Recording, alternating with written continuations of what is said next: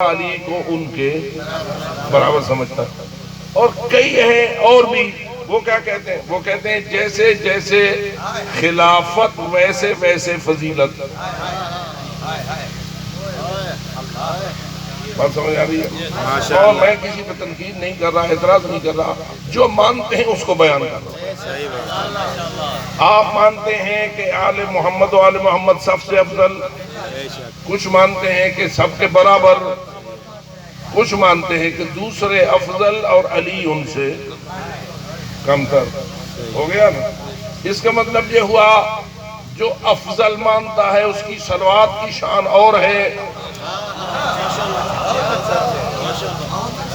جو برابر مانتا ہے اس کی صلوات کی شان اور ہے، جو کمتر مانتا ہے اس کی صلوات کی شان اور ہے. تے جڑا پڈو رکھیں دائی بغض ہے.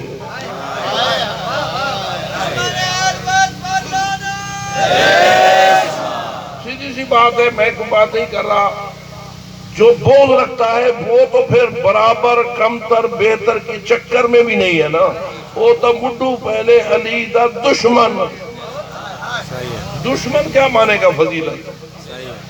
جو بغض رکھتا ہے وہ تو کوئی فضیلت کا قائل نہیں ہے. اب مثلا عبد الرحمن ابن ملجم ملعون نے امیر المومنین پہ تلوار زہر آلود چلائی اور حضرت اس کے اس وار کے نتیجے میں شہید ہوئے. تو آپ بتائیے عبد الرحمن علی کو کیا مانتا تھا؟ دشمن تھا یا محبت رکھتا تھا؟ جتنے خارجی ہیں وہ علی کے دشمن، جتنے ناسبی ہیں وہ علی کے دشمن. اور جو دشمن ہیں انہوں نے تو الٹا دشمنی کرنی ہے. ان کے دل میں فضیلت کا تصور ہی نہیں ہو سکتا. فضیلت کا تصور تو اس کے ذہن میں آئے گا جو دشمن نہ ہوگا. کچھ دوستی ہوگی لیکن پھر دوستی میں بتائے گا کہ میں کس درجے پہ مانتا ہوں. پتہ نہیں میری بات آپ تک پہنچ رہی ہے؟ ماشاءاللہ ماشاءاللہ. تو اگر اور کچھ نہ کہوں تو 4 قسمیں تو بن گئی نا محمد و آل محمد کے بارے میں. ایک وہ مسلمان جو محمد و آل محمد کو اللہ کے بعد سب سے افضل مانتا ہے، جس کے بارے میں کہا اس نے کہ بعد از خدا بزرگ تو ہی قصہ مختصر. اچھا، کچھ ہیں جو برابر مانتے ہیں، کچھ ہیں جو کہتے ہیں نہیں نمبر 1 نمبر 2 نمبر 3 یہ وہ پہلے مقام پر، دوسرا دوسرے مقام پر، تیسرا تیسرے مقام پر اور علی چوتھے مقام پر. فضیلت بھی اسی طرح جیسے خلافت. اور اس میں کسی کو پر اعتراض نہیں کرتا، صحیح کہتا ہے یہ غلط کہتا ہے، یہ بحث رہتا ہے. مانتے ہیں تو ہمیں حق حاصل ہے نا کہ یہ کہیں کہ تم کیا مانتے ہو. اچھا، اگر وہ ہمیں کہیں کہ تم محمد و آل محمد کو اللہ کے بعد سب سے افضل مانتے ہو تو ہمیں کیا چڑ ہے؟ ہم کہتے ہیں ہاں مانتے ہیں.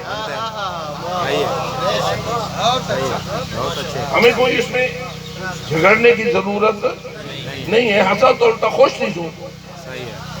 ہاں ہمارا عقیدہ ہے، اس کے ہمارے پاس دلائل ہے، اس کے ہمارے پاس سارے ثبوت ہیں.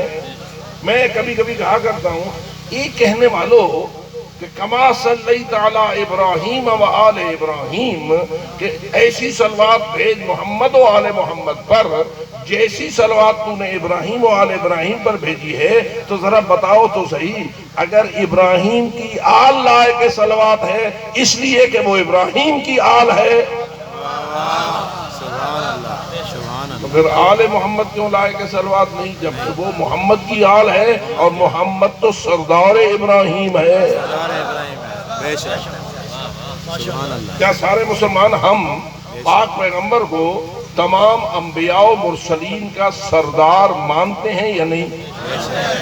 جی، سید الانبیاء والمرسلین مانتے ہیں. یہ تو بلا اختلاف مانتے ہیں، سارے مسلمان مانتے ہیں. اور اگر سارے انبیاء و مرسلین کا سردار مانتے ہیں تو 1,24,000 نبی، ان میں سے 313 رسول، ان میں سے 5 اولو العزم، اور سب کا سردار محمد مصطفیٰ صلی اللہ علیہ وآلہ. تو کیا خیال ہے، حضرت ابراہیم کے سردار ہوئے یا نہیں؟ جی، اور اگر حضرت ابراہیم کی آل لائق صلوات ہے تمہاری اس درود ابراہیمی کے مطابق، درود ابراہیمی کے مطابق تم یہ تو نہیں کہتے کما صلیت علی ابراہیم اور بس انسانی میں پڑھتے نا، کیا پڑھتے ہیں؟ کما صلیت علی ابراہیم و آل ابراہیم. تو اگر حضرت ابراہیم خلیل اللہ کی آل، ان کی آل ہونے کی وجہ سے لائق صلوات ہے، تو سید الانبیاء والمرسلین کی آل اتنی ہی بلند ہونی چاہیے جتنے خود رسول بلند ہیں. حضرت ابراہیم کی نسبت سے حضرت ابراہیم کی آل افضل، تو رسول اکرم کی نسبت سے رسول اکرم کی آل افضل، یا تکت چھوڑو ابراہیم کے نال آل ہوں. سبحان اللہ.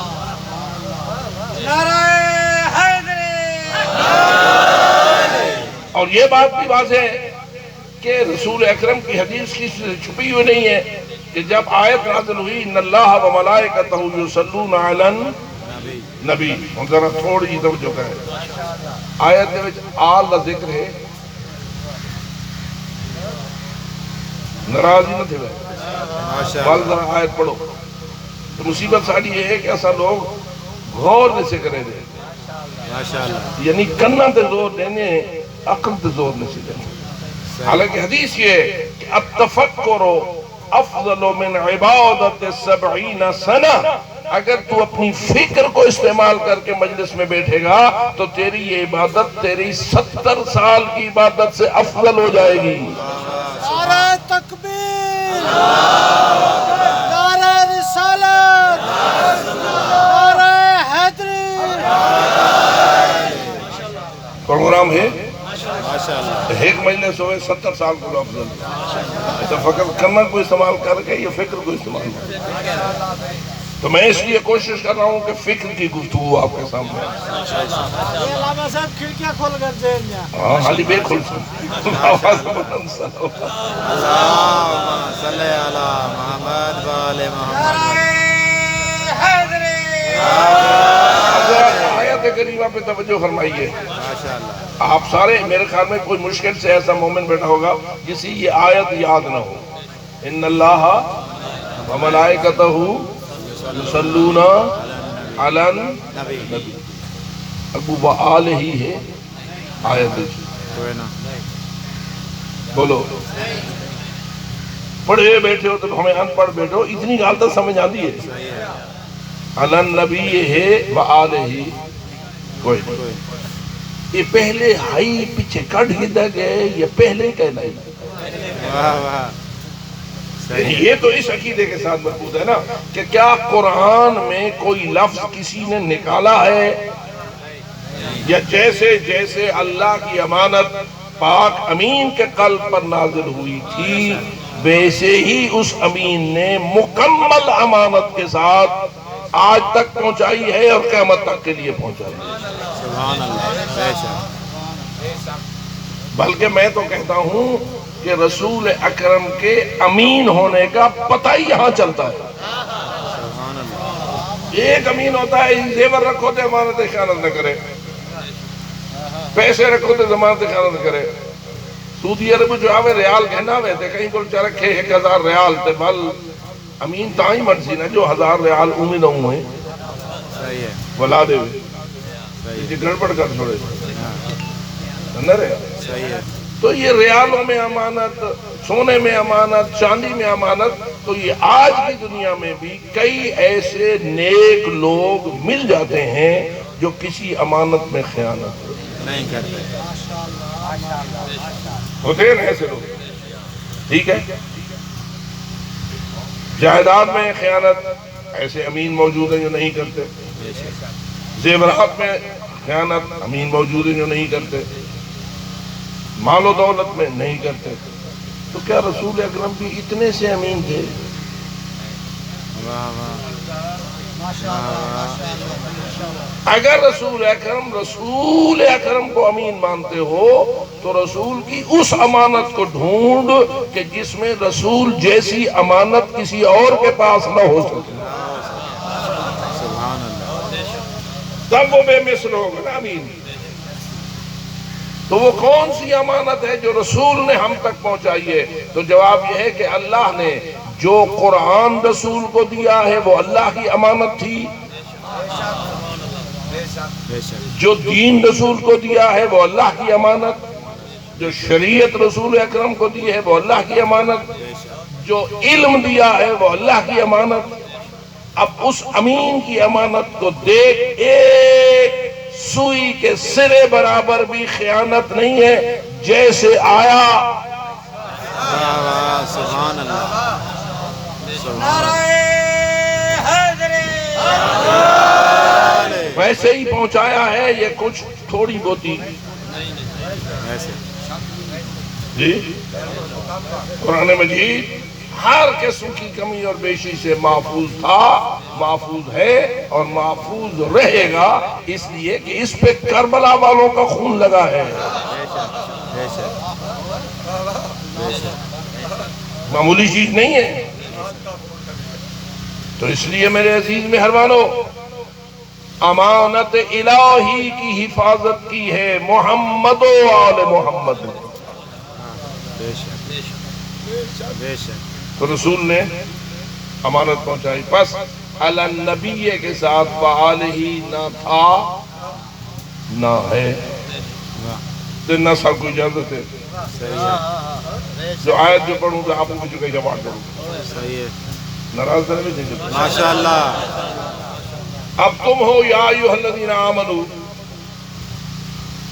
اگو تو کیا حکم تھے؟ ان اللہ و ملائکتہ یصلون علی النبی. اگو اپنی گال کرو. یا ایھا الذین آمنو صلو علیہ وسلم صلو علیہ وسلم علیہ ہے. نہیں بے شک پتہ نہیں گال پہنچی بھی ہے. یہ ماشاء اللہ اتھم علیہ ہے، ٹھیک ہے نہیں. یا ایھا الذین آمنو صلو علیہ یعنی علی النبی. صحیح ہے ٹھیک ہے. ماشاء اللہ اللہ بھی صلوات بھیجتا ہے نبی پر، بے شک ملائکہ بھی صلوات بھیجتے ہیں نبی پر. مومنو تم بھی بھیجو نبی پر. اب میں آپ سے اپیل کرتا ہوں، آپ کو ہو گیا ہے اس رب العالمین کا آرڈر کہ جس سے بڑھ کر اور کوئی آرڈر کا حق رکھتا ہی نہیں. صحیح ہے یہ میں ہے یا نہیں؟ ماشاء اللہ جی کو آج کل تیسرا چیف ایگزیکٹو آرڈر.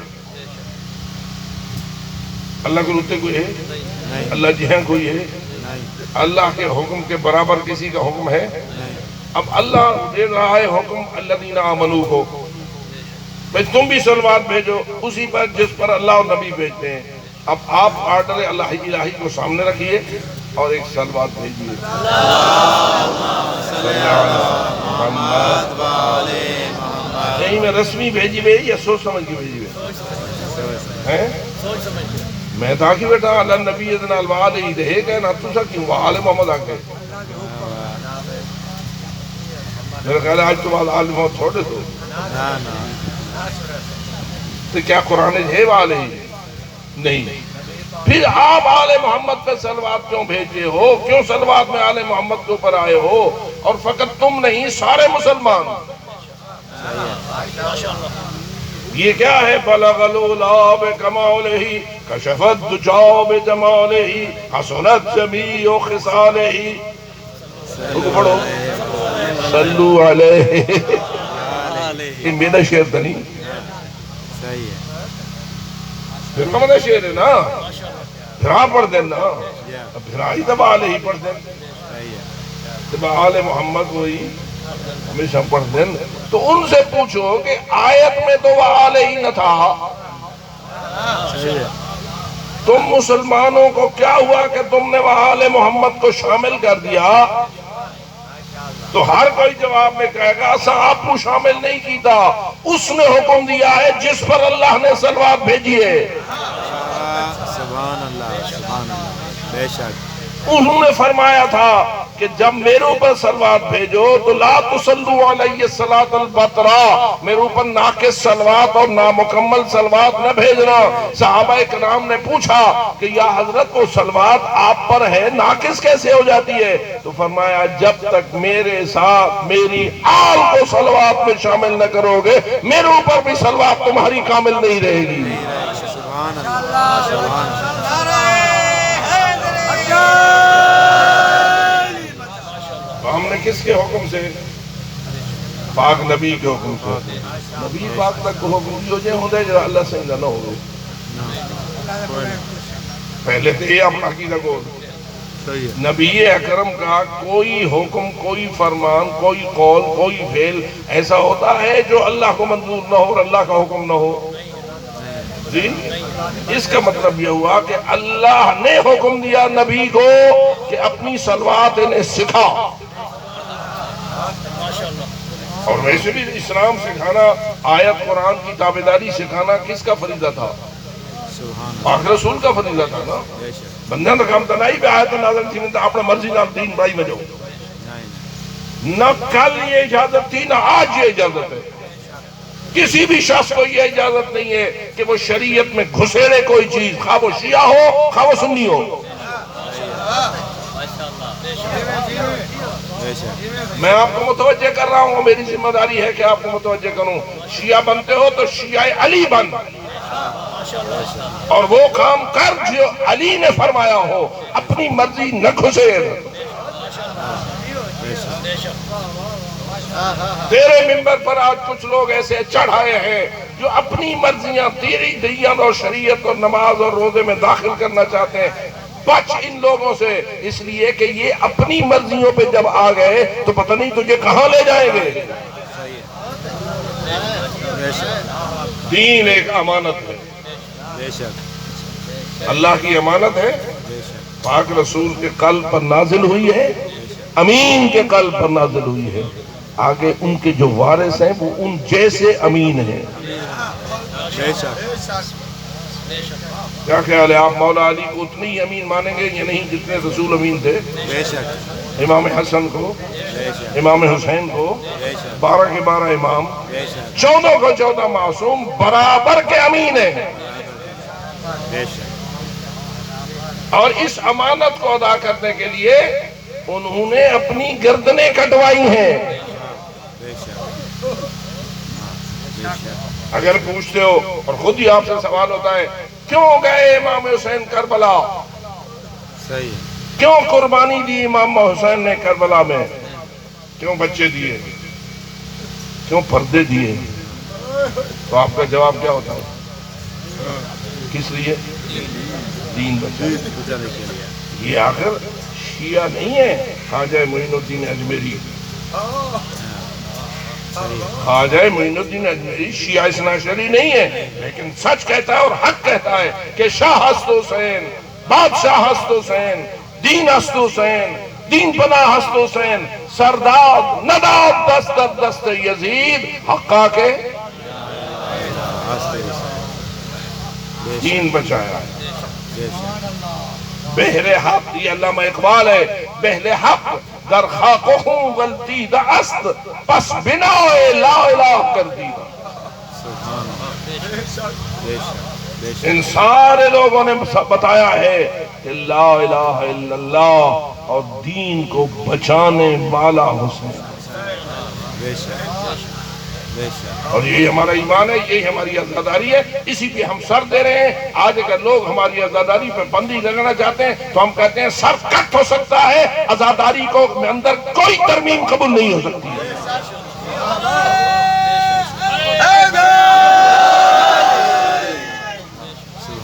یہ کوئی فقط ہمارا عمل نہیں ہے کہ ہم اپنے عمل پہ ڈٹے ہوئے، نہ، یہ دین کی بقا کی ضامن ہے۔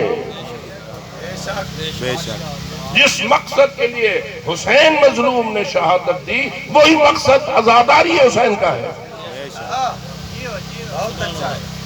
میں نے کئی مرتبہ توجہ دلائی، آج تو جملے کہہ دیتا ہوں۔ یہ بتائیے یزید ملعون کی بیعت مسلمانوں نے کی تھی یا نہیں؟ کتنے مسلمان رہ گئے تھے جنہوں نے انکار کیا تھا؟ انکار بیعت کرنے والے کتنے تھے اور بیعت کر کے اقرار کرنے والے کتنے تھے؟ بہت زیادہ انکار کرنے والے تو کوئی تھے نہیں جو کربلا میں شہید ہوئے. شہید ہے. صحیح ہے. ٹھیک ہے، بے شک. کربلا والے تھے انکار بیعت کرنے والے، باقی سارا جہان. چلو کوئی ایسے نہ پہنچ سکے ہوں گے کربلا میں، ان کو مستثنا کر لو، ورنہ ہم کہہ سکتے ہیں 98-99% مسلمان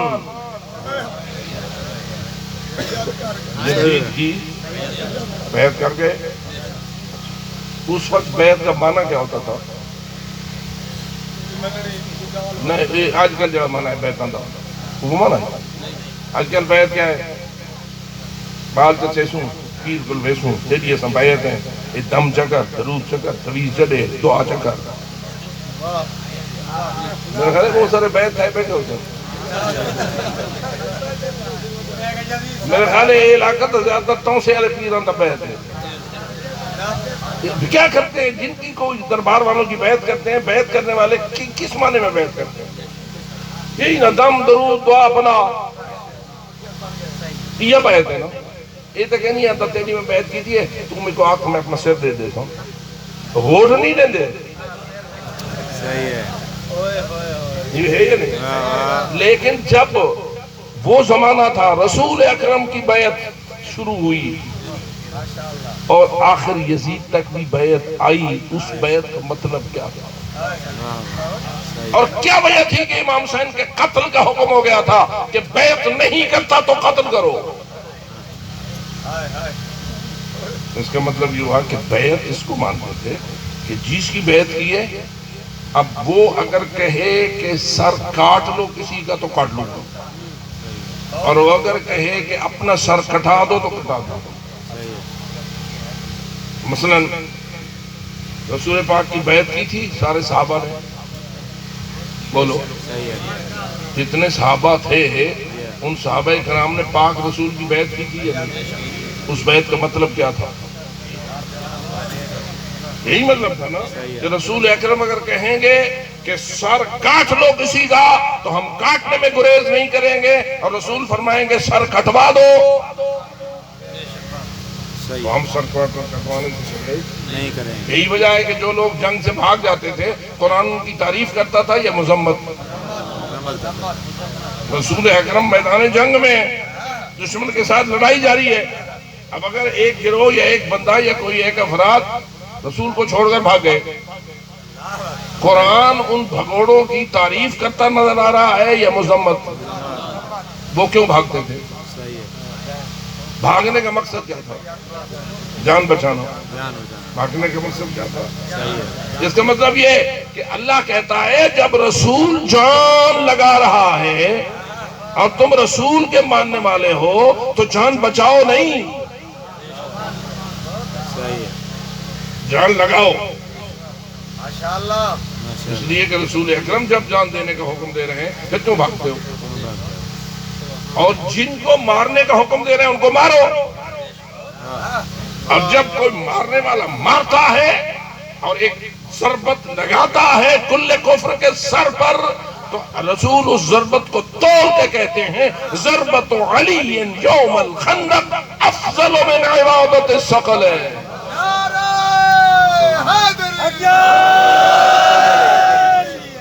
علی ولی نے اس کل کفر کو کیوں مارا تھا؟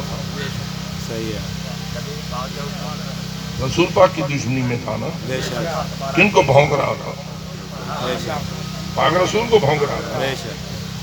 بھونک رہا تھا. رسول پوچھ رہے تھے مل لہذا الکلب، کوئی ہے جو اس کتے کا منہ بند کرے؟ اور علی بار بار اٹھ کے کہتے تھے انا یا رسول اللہ، حضرت میں حاضر. پتہ نہیں ہو رسول پاک کی اپنی حکمتان، علی جو آدم میں حاضر، کو ڈھلا تھا کہ نہیں علی؟ صحیح ہے. علی کی شجاعت میں کوئی شک تو نہیں ہے. علی وہ کام کر سکتے ہیں جنہیں وہاں سے حاضر تینے پہ ہیں جو نہیں کر سکتے. آج 1400 سال بعد تو سوچ رسول جی کر سکتے ہیں. یا رسول اللہ بھیجو علی کو. رسول فرمایا اجلس یا علی بابا تو علی کو. صحیح ہے اور ایک ہر من سوچا ہے جو رسول بالہندے کیوں ہے.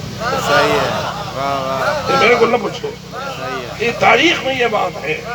ایک مرتبہ، دو مرتبہ، تین مرتبہ رسول کہتے رہے مل لہذا الکلب. علی عرض کرتے رہے انا یا رسول اللہ. رسول فرماتے رہے اجلس یا علی. دوبارہ اجلس یا علی. سے بارہ اجلس یا علی. سبحان اللہ آخر جو کوئی میاں کہیں سر نہ چایا ماشاء اللہ صحیح ہے کمال علی کم آیا. سبحان اللہ اب بتا علی اس کو کیوں مار رہے تھے؟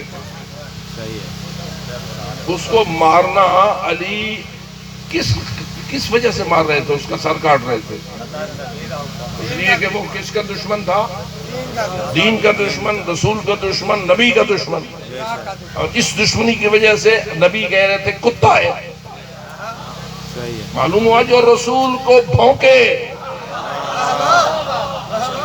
وہ ایسا کتا ہے جس کا سر کٹ کے رسول کے قدموں میں گرنا چاہیے. واہ واہ صحیح ہے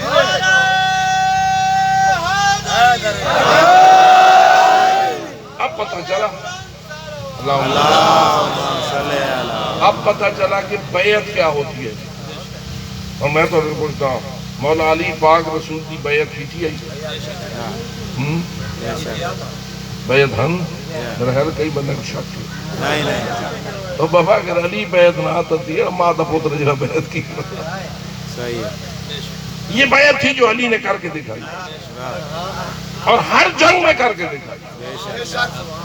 کوئی ایسا مرحلہ نہیں کہ علی نے حق کے بیعت رسول ادا نہ کیا سبحان اللہ اور ساری زندگی بیعت پر رہے. حتیٰ کہ جب اپنے سر پہ ضربت لگی تو منہ پہ یہ جملہ تھا بسم اللہ و باللہ وعلی ملت رسول اللہ. میں اللہ کے رسول کے دین پر یہ ضربت قبول کر رہا ہوں. واہ بے شک یعنی آج بھی میں اپنے رسول کی بیعت ہوں. بے شک کل سر کاٹتا رہا تھا آج اپنا سر دے رہا ہوں. بے شک کل دشمن رسول کا سر میں نے کاٹے تھے، ایک نہیں کتنے کاٹے تھے، لیکن آج اگر منشا الہی یہ ہو گئی ہے تو میں منشا الہی کے سامنے سر جھکائے ہوئے اپنا سر دے رہا ہوں. اس لیے کہ رسول کے دین کی حفاظت اسی طریقے سے ہوتی ہے بے شک اور یہی میری کامیابی ہے.